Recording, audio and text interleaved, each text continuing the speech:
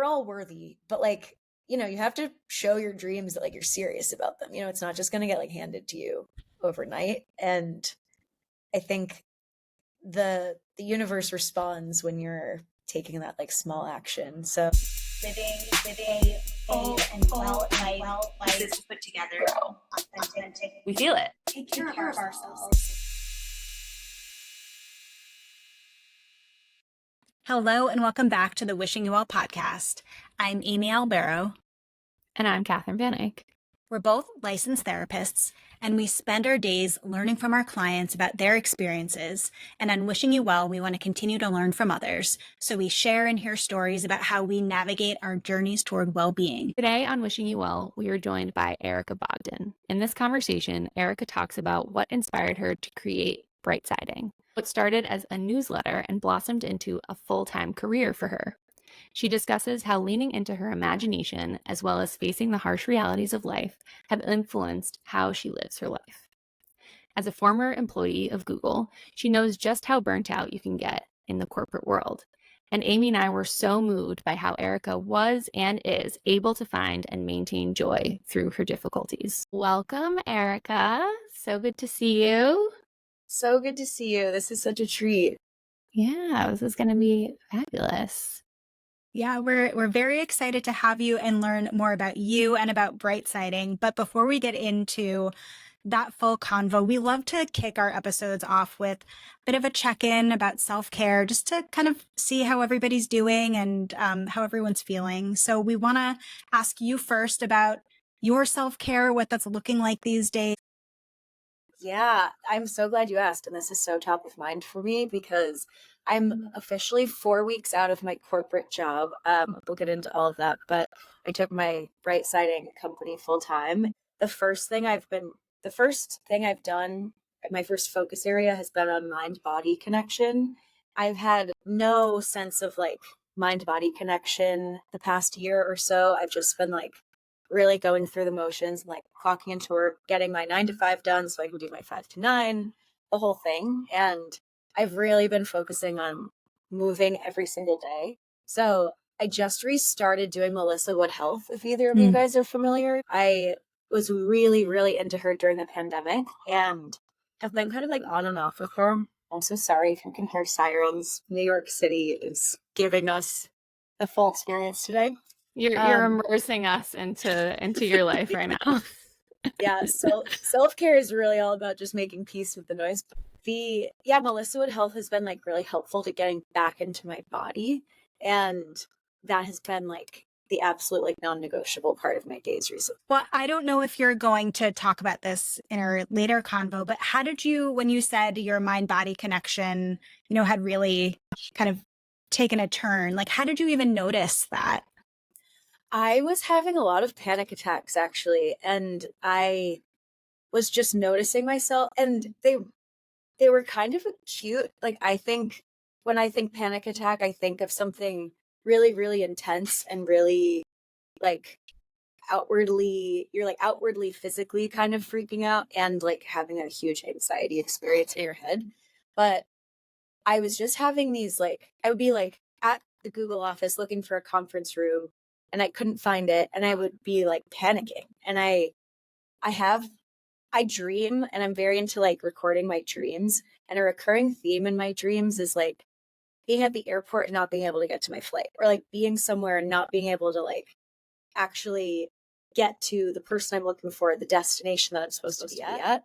And I kept finding that I was having that experience like in my waking life more and more. And just finding the sense of like panic occurring when I like was in very low stakes situations. Like if I was 3 minutes late to this meeting, it did not matter at all. But I was really having like intense reactions to that. So that was one. And I also just like was not sleeping very well at all. And to my early, like I am so big on dreams and recording them. And that's a big part of my like introspective practice. I wasn't sleeping well. I wasn't really like dreaming or like able to pay attention to my dreams. And that just became a huge like red flag for me.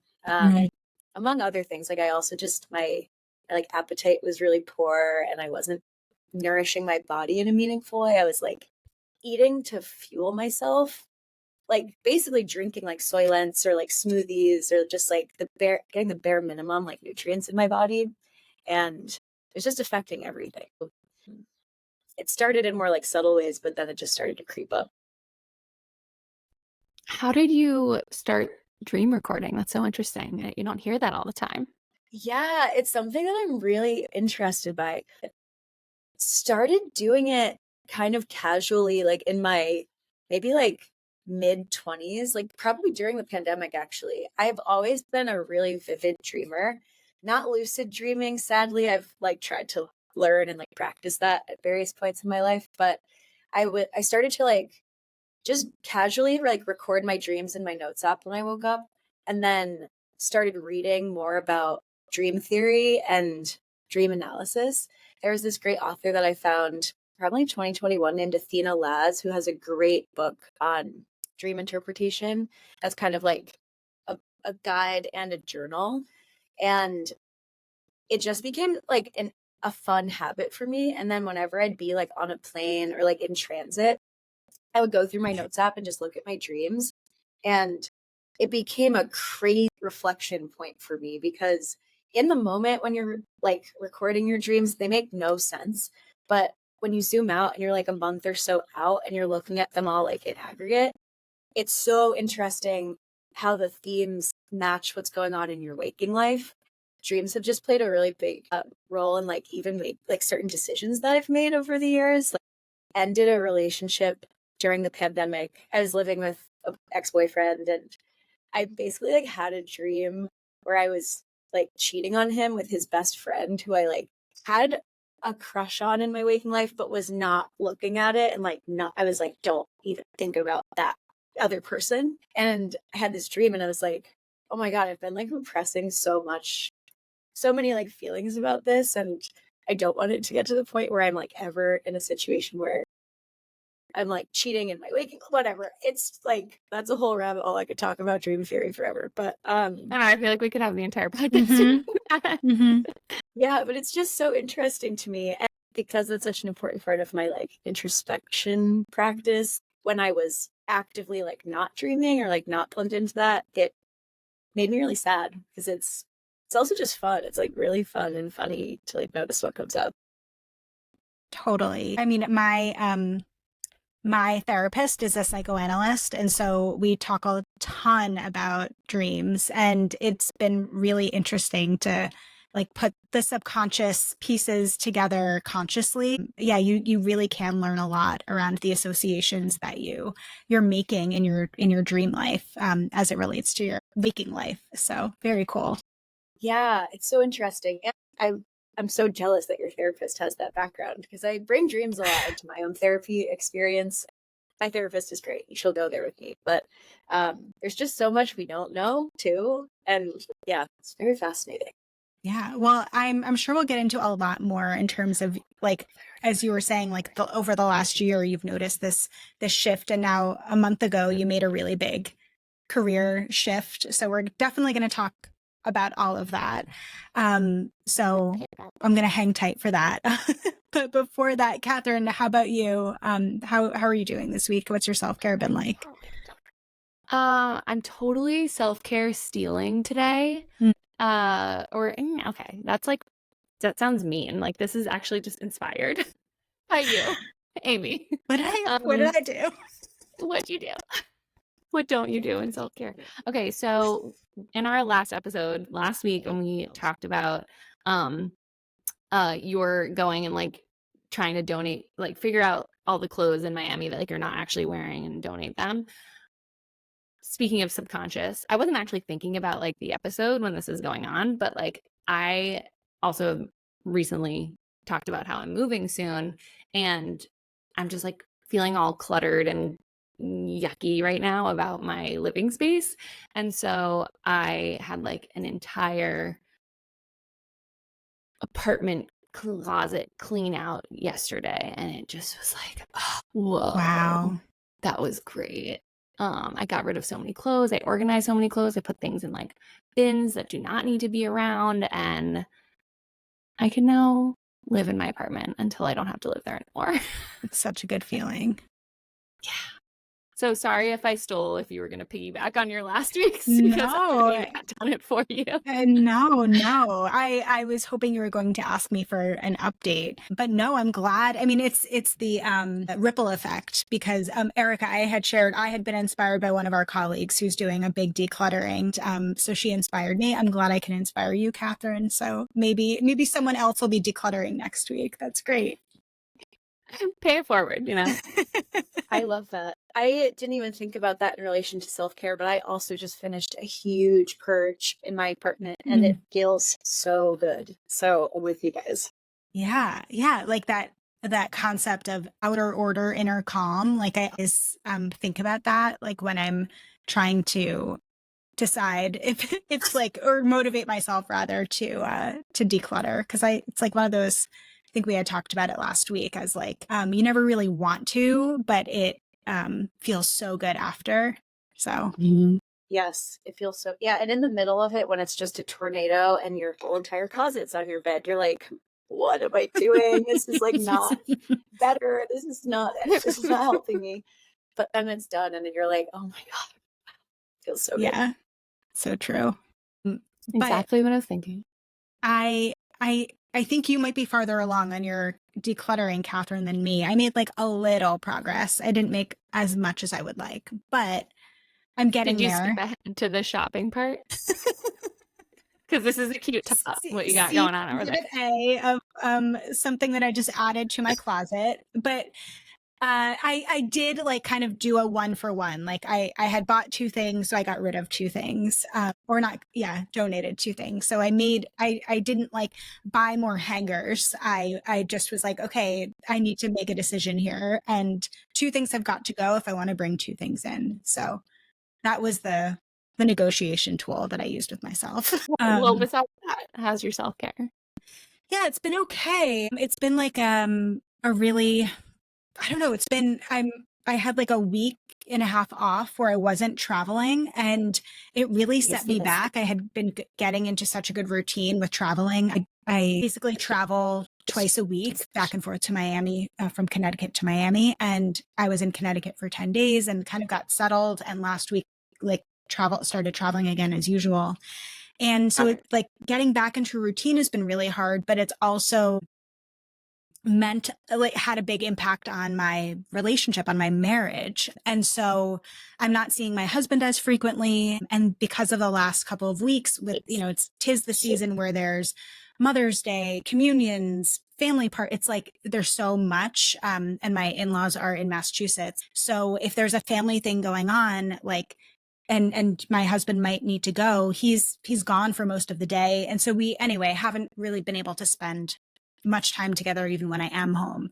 And so all of this to say that what my self-care has been is trying to be like very protective of the time that we do have together. So even if it's one day, that's a day where even if we get asked to do other things, just saying like, no, we can't do that. Just to try to still maintain the value that we have in our relationship, even though there is a lot of other stuff going on.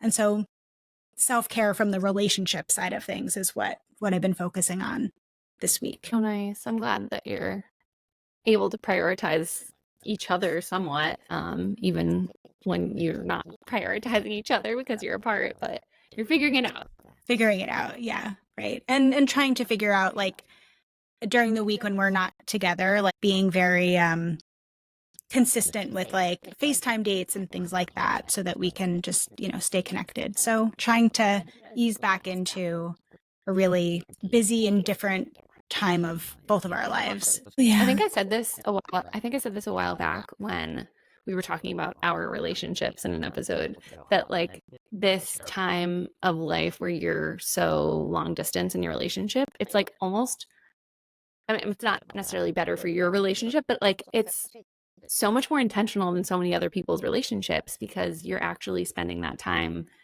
together. Even when you're apart, you're like making that time together as opposed to, me and my husband on the couch last night on our phones scrolling next to each other, like not paying attention to each Oh, other. totally. It's so true. Well, and I think we totally do that too. And like when we've only got like literally a couple of hours together each week, we're like, okay, phones are in the kitchen, like not in the family room with us. Just because like the time is so limited. But when we have more time together, we're definitely sitting next to each other, not paying attention to each other or what we're watching on TV. So, okay. Well, know that we've already gotten to learn some things about you, Erica, but would love to learn a little bit more about you. And I'm wondering if you can just start by telling us and our listeners a little bit about yourself, and along with that, what inspired you to begin Brightsiding. Yeah, I would be happy to. So I'll start from the beginning. I'll do like a very abridged kind of overview of my background leading to this point. But I grew up in a very small town in Connecticut, like population 8,000 people. This is like, pre iPhones and internet availability the way it is now. So I had a lot of time on my hands to like be in my imagination. And I grew up in a very beautiful green place. And I start with that because I think it's important. Context is that completely influenced, I think, the way I spend time in my mind, and just being around so much like beauty and nature from such a young age, and having parents who were like, get outside, like, what are you doing in front of us? Like, just the motto is like, be outside all the time. I think really affects how I live my life today. And when I was 14, I went to boarding school in Indiana. So I swapped one small town for a smaller town on a lake in northern Indiana, which was really, really special. And I think informed a lot of the way I like see the world. It was very expansive, going from like a very small white town to another small town, but like a very diverse international high school. It was like incredibly expansive and really, really influential in my life. Then I went to college in the Hudson Valley. I went to Marist, and I chose that school because I was a coxswain on the crew team in high school and wanted to continue doing that in college. And Marist was right on the Hudson, and it was so beautiful. And I instantly fell in love with the campus. So spent 4 years at Marist. That was the first time I really had like accessibility to New York City. And I would take the train in whenever I could, which wasn't very often because I was an RA, I was on the crew team, I was in the business program. I was like very, very busy at that point in my life. But the rare moments I had of freedom, I was like on a train, I was in New York. I was just like, oh my God, this is freedom to me. This is so exciting. I fell in love with the city and had a one-track mind when I was graduating college, just to get a job, any job in New York. And that ultimately led me to finding my first role working in advertising, where I met our mutual friend, Megan Catherine. I started working 2 weeks after I graduated, moved to New York, and just instantly fell in love with the city. And for the first time in my life, other than having like a 9-to-5 job, I just had total like freedom of my weekends and time after work. And that was so new to me. So spent a lot of time just like playing and burning through the chaotic energy of my early 20s. Then I transitioned out of the advertising agency world, started working at Google in 2018, which was like an insanely huge break for me. Like, I never thought Google was a place that I would land, and I wasn't even necessarily like pursuing that. And it really changed a lot for me, and it changed the way I saw myself in like a really, really big way. And then after a pretty hard first year at Google, I started writing what's now my full-time job, writing my Brightsiding newsletter, which was really, it started as a means to kind of reconnect with myself, because after my first year at Google, I was just like really struggling with self-expression, and like I felt really disconnected from my truth and like my personality. So I started writing like a very, very casual newsletter that has evolved into this like great big thing that it is now, which I'm sure we'll get into. But that's like the 10,000-foot view background on who I am and where I've been. It's so interesting that you like emphasize that green space growing up there and like being in nature in the Hudson Valley. And then you ended up in New York City. Like, where was the draw there that you were like, okay, wait, I know that I love green space, but like concrete jungle? Oh my God, it's a good question. And it is funny. I've never like really thought about that. But the green nature beauty that was surrounded with growing up was, in retrospect, so amazing. But as a really like, lonely 10-year-old, like so boring, I was just like, ugh, like I always had so much like energy and like appetite for experience. And like I spent a lot of my childhood feeling really like kind of bored and lonely. I have a brother who's a year younger than me, but we had very different lives growing up. We're very close now, but like I always just craved like, I don't know, things to do and people to be around. And New York just had this like, it matched my like insatiable energy and like appetite for experience. And like at any time of the day, I could like go outside and like walk and like see other people and like stumble into something cool or just be on the go. I think New York has been like a major outlet for me, having grown up in places where I was like always really craving like, yeah, just experience. That makes sense. I mean, as we've been recording, we're hearing like the liveliness that like exists around you. And it sounds like that can be really stimulating in a lot of ways. Stimulating, yeah, and I'm so sorry for my makeshift recording studio right now. But yes, it's very stimulating, sometimes overstimulating. I've had to learn a lot about like balance, living in New York in a healthy way. I've been here since 2016, so I have gone through like many phases of life here, but it's taken a long time to find like a good balance. And a lot of that also has to do with like I finally live in like an apartment by myself that feels really spacious and like is a place to actually like ground and call home. I think my early 20s apartments were very like, I had roommates, we had fake walls, like it wasn't, and hadn't really had like a place to like where I wanted to just be and sit still. So like finding that has been huge. But yeah, the New York City of it all, there's so much to say. I bet.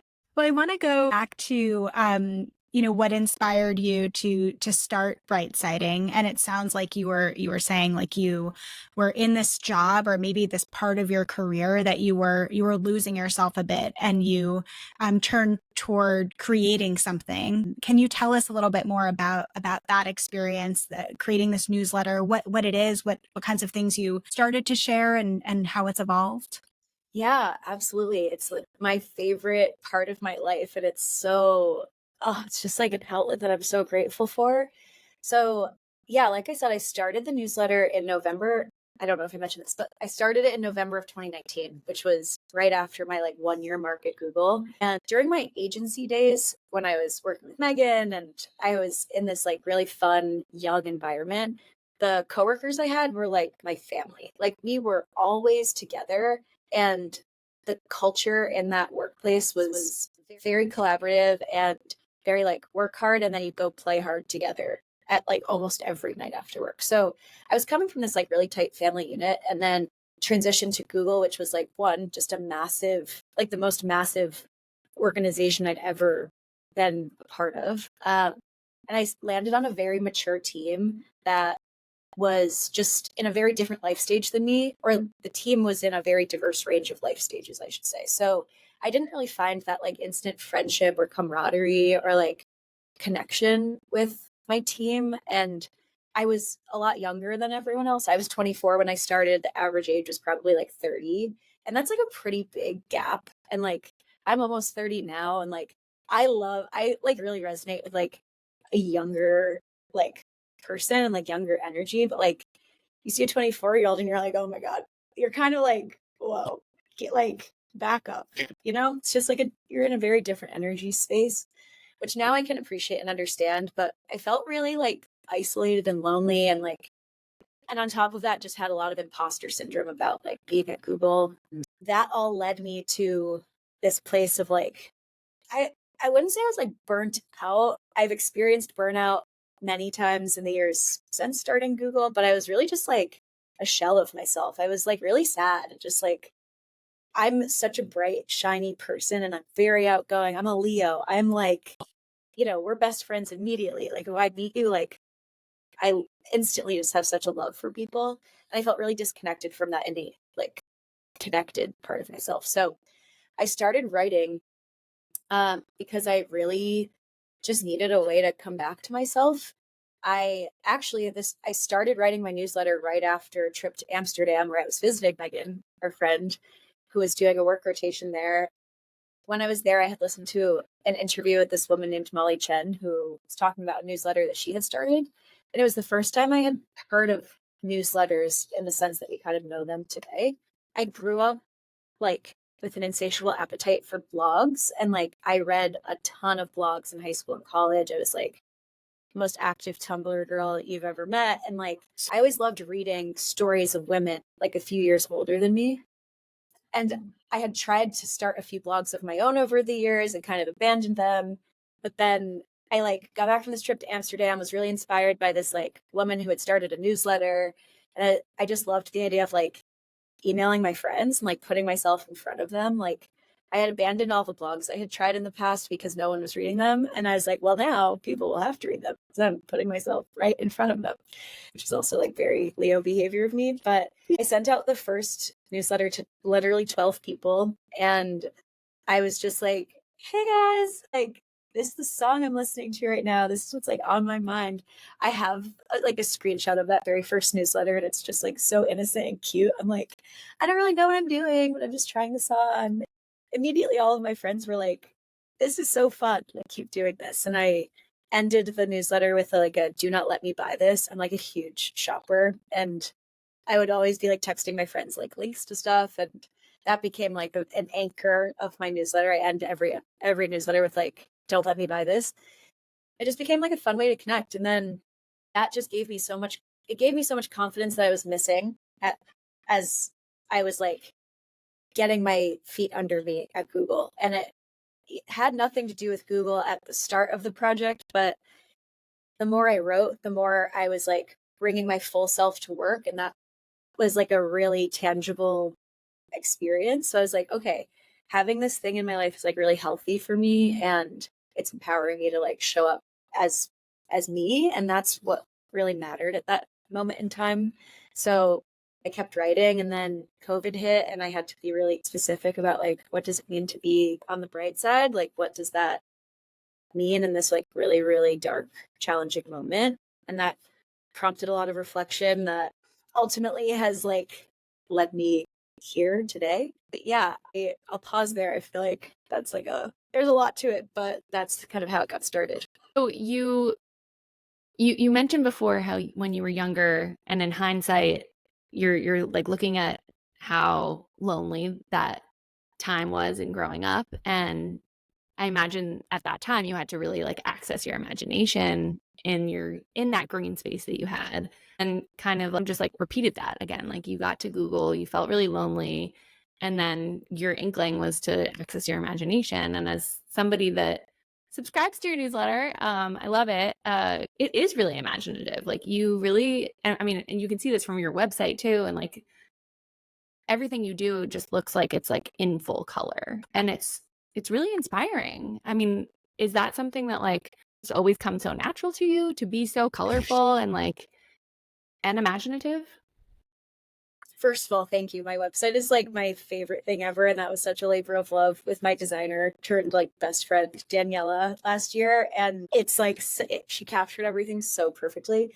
But yeah, I do think it's something that I have like this innate connection to, like color and imagination and like joy. And from a young age, I've always had, I think, like a very big like affinity for physical color and just like a really innate connection to my imagination. Like I attribute that to, like I said, having just spent a lot of time alone and like in this kind of dreamy landscape that just became the backdrop for a lot of imagination. I also grew up like my mom was a realtor, and my brother and I were just always in the car with her, like driving to her appointments and showings. And like if we weren't in school, like we were in the car with her.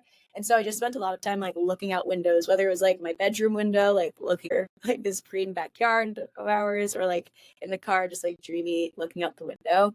And I think just having spent a lot of time in my head cultivated this like rich inner world for me. I also think I'm just someone who like really romanticizes their life, and like I just am a dreamy girl. Like I just am constantly, I'm like very, very daydreamy.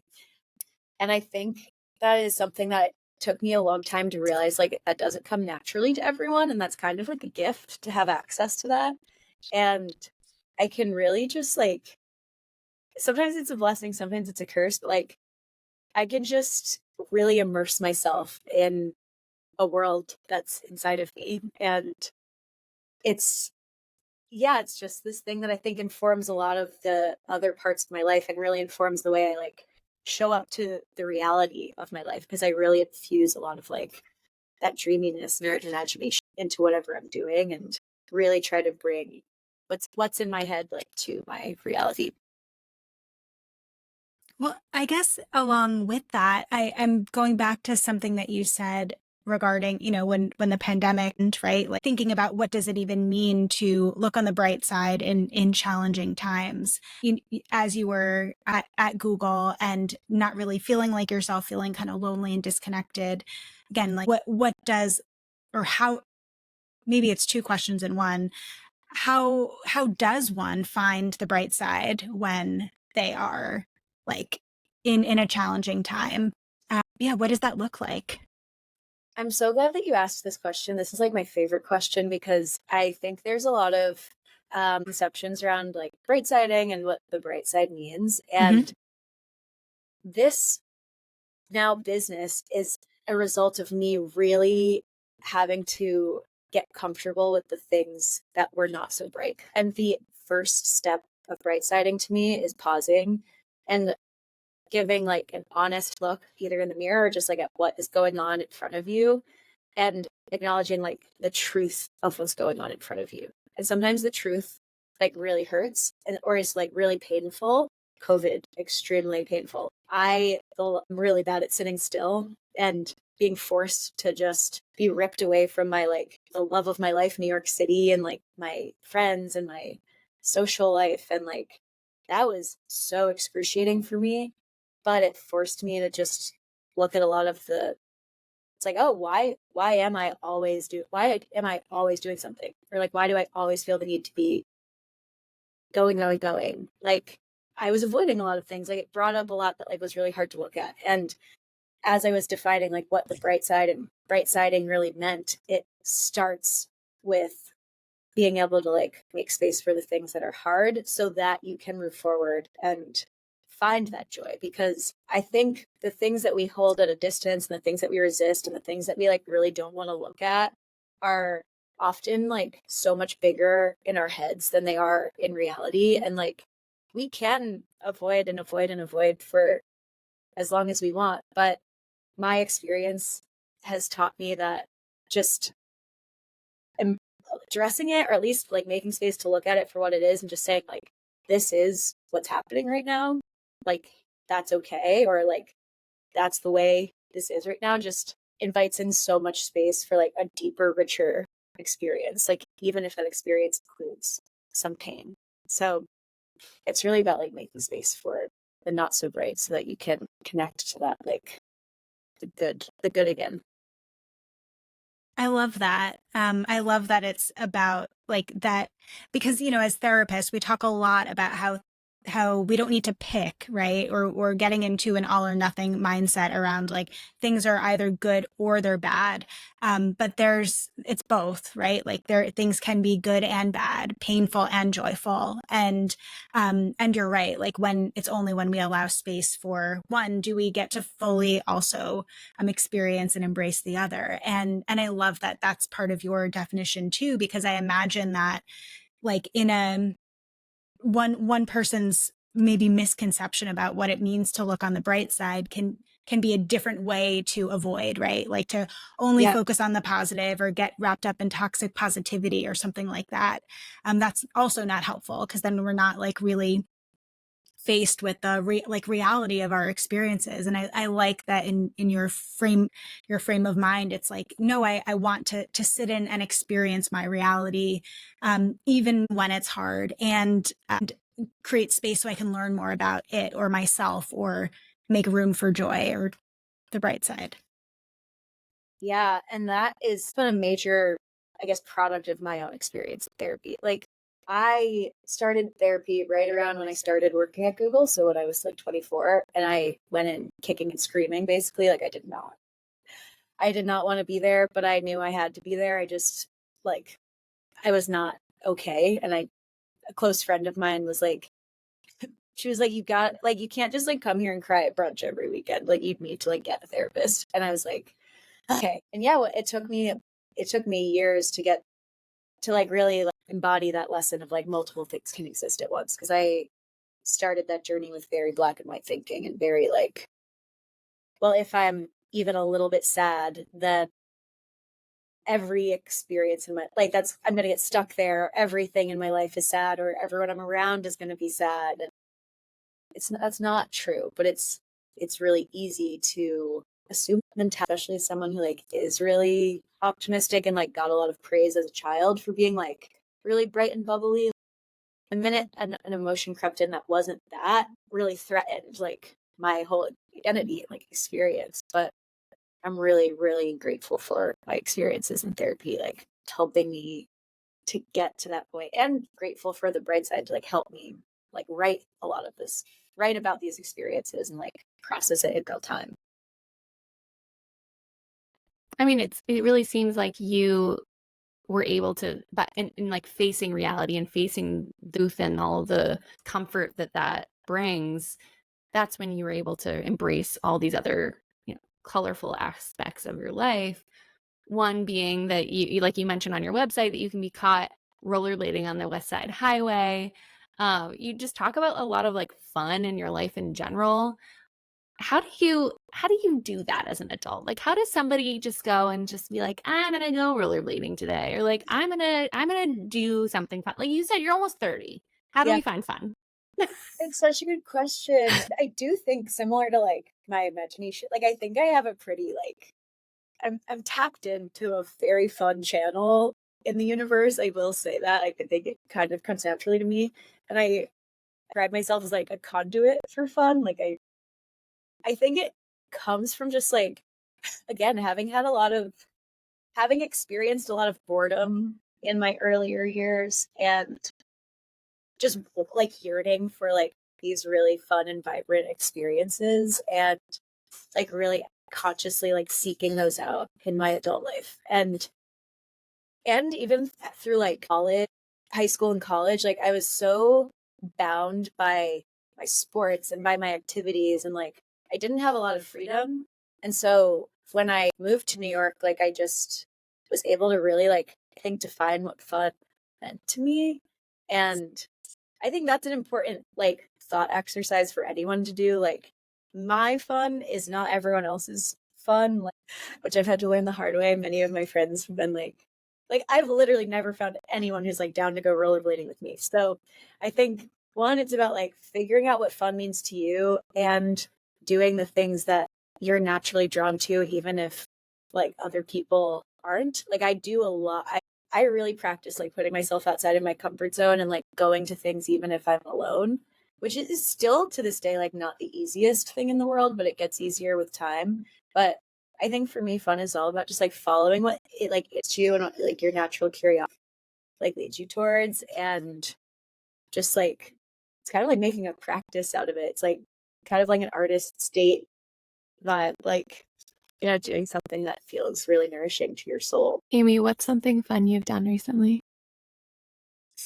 Oh, gosh, it's so interesting. Like nothing like immediately comes to mind, but I know that's not true. Oh, that's not true. I went bowling with my family over the weekend, and I like fun for me is also like it's playful, like being silly, like engaging in playfulness and silliness, and kind of like connecting to my like little kid self. Like, and I don't really think I was much of a little kid when I was a little kid. And so I feel like I'm like when I'm doing something like playful, like bowling. I was with my nephew also, which helped me get a little more silly. But I think that is something that I've done that's been like fun lately, because it just felt like I could be silly and not take myself too seriously. Yeah.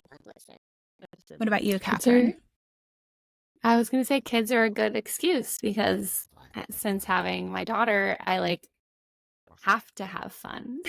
I mean, she's just naturally so much fun and like she's just great, but like I have to entertain her and like do kid things with her, and it is like actually so fun. I love like stupid things, like saying silly things and making up dances and weird words and just like feeding off of her, but also being weird. That's what you got to do with a baby, and I enjoy every second of it.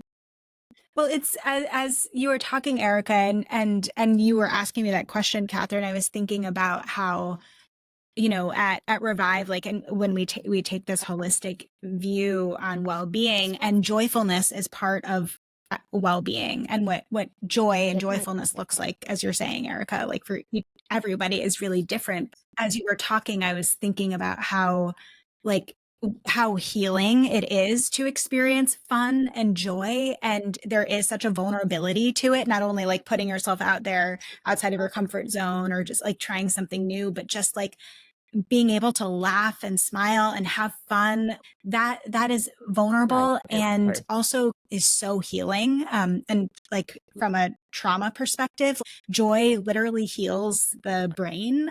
And so I think your outlook and what you're trying to kind of get out there is so powerful and special, especially in a world where there is a lot of, you know, not great stuff going on all the time. And so trying to find like inspiration around ways to cultivate more fun and joy in life is so important, especially now.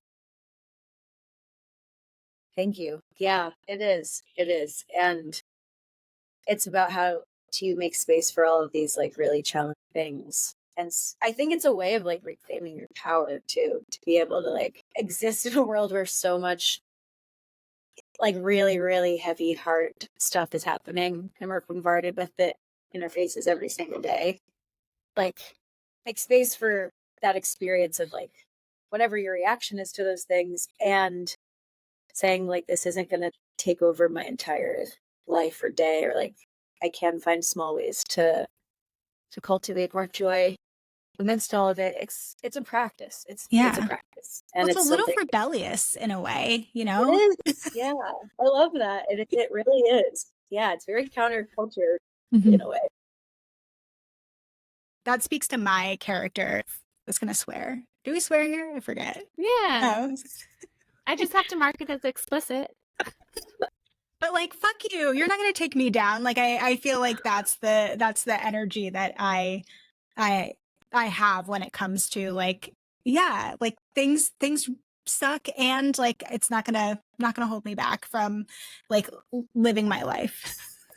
Totally. I mean, if you don't have that mentality, it's just gonna be all that negativity, all that turmoil is just gonna consume you, and sounds like a really terrible way to live out your day or days. Yeah. And the other thing I'll say on joy is it's contagious. Like if you are operating with joy and you have experienced joy even in the smallest way in your day, I really believe that translates into like every interaction that you have, and it's like something that other people can get from you. And I also think joy is like a lot easier than we make it out to be. Like, yeah, think about what fun means to you. Like that's a good thing to be reflecting on, but like joy also can be found in the most like simple moments, and just like actually like savoring your coffee, or like actually just like having a chat with the person that's making your coffee if you're in a city going and buying it every day like me. Like I don't know, it's just it's a lot easier than we like think it is, and that's like a beautiful thing to remember. It's like always been cool to us. Right. Well, there's that all or nothing thinking again, right? Like it doesn't need to be like the entire day is joyful. These like moments, these little glimmers of joy are also really meaningful. That's actually another huge like hurdle I had to get over, like because I value joy and fun so much. Like I still have days where I'm like, this experience at the DMV is not feeling very magical. Like, what the fuck? And there are just moments that like aren't gonna feel so shiny and fun, and like I've had to make peace with that. Like that's that's like my own personal journey. It's like, it's always something we have to like remember. You left your corporate job and you started Brightsiding full time. For the people that, and I'm thinking a lot about like clients that I've had in the past, clients Amy's had asked, who just feel really stuck in their career, really stuck in any point in their life where they're having a lot of trouble accessing the bright side, or they're having a lot of trouble accessing anywhere else outside of that stuckness. And they're not going to just, I mean, not that you quit your job on a whim. This is obviously a very well thought out thing that you did. But they're not at a point where they're willing to or able to make such an adjustment in their life. Like what do you have in terms of like advice for the people that are on that path to needing to access some sort of joy, like we're talking about those little glimmers, but like are having a really hard time with finding ways to do that amidst the chaos and the busyness that is their day to day? Yeah, that's such a great question. And I just want to validate anyone listening who is experiencing that feeling of stuckness, that it is such a debilitating feeling and such a frustrating place to be. And I've been there many times, and you're not doing anything wrong if you're there. I think the first part is just like having some compassion for yourself and just realizing like there are a lot of factors that are contributing to that feeling of stuckness. There are always things that you can do to get out of that place, but like I would just encourage anyone to like not immediately jump to like placing all the blame on you. And I think it also like moving out of that space, you have to start really small. Like I'm someone who thinks really big, and when I'm in a moment of stuckness, like because my imagination is so vivid and I have these like big dreams for my life, that disparity from like between my experience and like my dreams or like my imagined reality always just felt like, how am I ever going to close that gap? And it took me a long time to learn like you close that gap with baby steps. Like it's actually like it's really small action over an extended period of time. Sometimes it's a huge action, but like even me quitting my job, like it took me, like I've had that resignation letter written for a year, and it was not it wasn't okay, this is the answer to my, like I'm just going to leave my job and like make this huge action. It was like, okay, it took a lot of like thinking and meditating on that, and believing that like I could get out of being stuck. Like I think there's a lot of worthiness wrapped up in the experience of being stuck and the experience of like chasing a better reality or like pursuing like something different. And it took me a lot of like blasting through limiting beliefs to like get to where I am now. And it's been a lot more gradual, I think, than maybe it like seems on the outside. So yeah, I think that's such good, because I feel like, and maybe I'm painting everything with this brush because that's something I'm struggling with. But like, again, this all or nothing concept around, because I think when I'm thinking about my clients who have been in similar positions, and even me, when I've been like feeling in a stuck place, it does feel like if it can't happen now, then it's never going to happen. Or as you said, like if there's a distance between like what I want and where I am, like it's too much, I might as well not try, essentially. And I like that you like you didn't lose sight of your dreams, your imagination. And you still made steps to get there while patient and graceful with yourself as you did. I think it's so hard to do. But little by little is like, it's the only way. It's the only way out. Yeah. Yeah. And it's consistency. And I think when we're like chasing a dream or like like I'm thinking about this in the context of like my dream that I'm now pursuing full time. It's like, I think you have to, I don't like the concept of like having to earn, like we're all worthy, but like, you have to show your dreams that like you're serious about them. It's not just going to get like handed to you overnight. And I think the universe responds when you're taking that like small action. So I don't know. It's like, it's tough to move out of a place of being stuck, but it's possible. And I would say that because I've experienced that, and I've, you know, especially during that first year at Google, I like never thought anything was going to get better. And I was like, if this is my life, like this sucks. Like this is not fun. I'm not into it. So yeah, it's possible. I just wrote down, you have to show your dreams you're serious about them. I love that. All right. Well, Erica, please tell us if there's anything else that you want our listeners to know about you, our listeners to know about Brightsiding before we wrap up.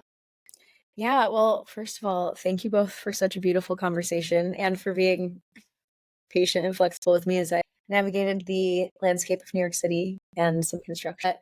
But yeah, you can follow me on Instagram at erica.bogdan. And subscribe to my newsletter at brightsiding.co. I put out a newsletter every week, and I am just getting into my own like podcasting cadence too. So just put out my first solo podcast last Friday. That's on Spotify right now. It's called just called Brightsiding. And I'm always so open to conversations and random DMs and emails. And Catherine, your email is hiding in my spam for like 2 weeks before I finally responded to you. But I just love conversations around this kind of stuff. If anyone's listening and wants to reach out, like please do. Thank you. Thank you so much. And congratulations about making this really big move and the launch of your podcast. We'll definitely be following along with your journey and with Brightsiding. Thank you. Yeah, it's just such an exciting moment in time. And it's such a gift to be able to share about it with you too. So thank you again so much for having me. Yeah, no, thank you. Thanks for being on. And I mean, it's good to see you. I haven't seen you in like years and years. I know. And also like in this capacity, it's so cool. Like I know you as a friend of a friend, but like yeah, now I feel like I know you a little bit more. And likewise. And it's really nice. It was really nice to hear everything about Brightsiding and everything about you. Amazing. Well, thank you guys. Thank you. Take care. Good luck with the construction. Thank you. I need it. Thank you again, Erica, so much for being here. We will be back next week with more on Wishing You Well. Until then, you can follow along with us on Instagram at Wishing You Well Pod. You can send us emails with any suggestions of guests, any feedback, any topics you want us to discuss to wishingyouvell@revivecfw.com. You can follow Revive at ReviveCFW on Instagram. You can follow Catherine at Catherine Van Eyck, me at Amy Albero LCSW. And until next time, we are wishing you well.